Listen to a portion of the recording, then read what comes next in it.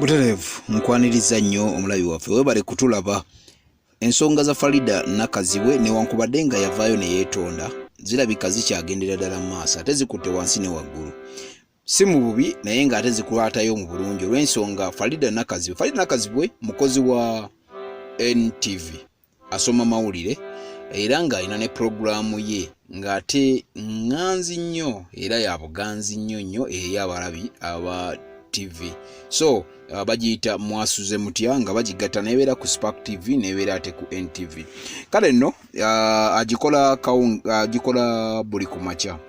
Naye nno ensonga ze emabegaawo yagenda ku Twitter handle ye n'awandiikako n'asindikako obubaka bwali bulaga mu ngeri emu oba endala nga buvvoola Speaker Rebecca Kadaga.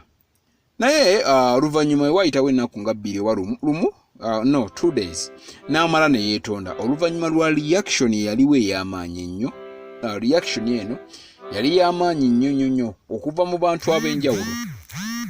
So Rebecca Kadaga alina ebigambo byayogera oluvannyuma lwa mukyala Nakazibwe okukola ekintu ekyo oba okukola post ku Twitter handle ye naye n'avaayo ne yeetonda. Kale nno olwaleero oba gye tubeeredde eno gwe mulabi waffe omulungi n'atuwuliriza Nakazibwe yandigwa mu bintu. Nakazibwe aba NBS bamwagala, Next Media emwetaaga, eya Kim Karisa ate ne BBS Telefina ey'obwakabaka bwa Buganda naye emwetaaga, okossaako ne STV nga ya mugagga mbuga eyo nayo emwetaaga. Ne gye buli eno ebintu bikyali bwe bityo era bali bo baagala mugoba olw'ekyo kye yakola aba NTV naye ye talina buzibu talina kitya namu wabula singa kikakasibwa bo bano bali ready okuswapinga bamugjawo bujja ne bamutwala ate era nga bamusuubiza ensi n'eggulu. Jukira mukozi w'eri era w'amaanyi, mukyala w'amaanyi ku TV by the way, w'amaanyi nnyo era y'omu ku bapresenters ba NTV ab'amaanyi ate nga ne mu media mukyala w'amaanyi. Kati we basuulira wonna mbu simanyi beerogozze, simanyi ate Farida Nakazibwe wakola booti ne booti nga bo bamugjawo. Weebale kutulaba, weebale kutugoberera, weebale kutuwuliriza. Oli mulabi mulungi, oli muwuliriza mulungi, tukwagala nnyo. Weyongere okwekuumira ku mikutu gyaffe. Genda subscribing ate nga kintu kimu kyokka genda mu comment section. Kubanga ekintu kino tuba kikola ffenna.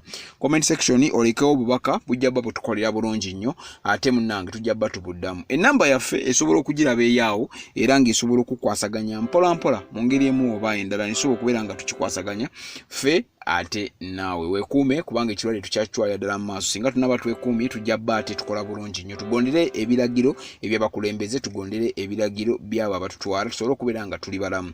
Ekirwadde ekisenyiga kiri mu nsi yonna wano e Uganda naye nga tugezezzaako okwekuuma. Mwebale nnyo okwekuuma, mwebale kubeera nga mwefaako bannange.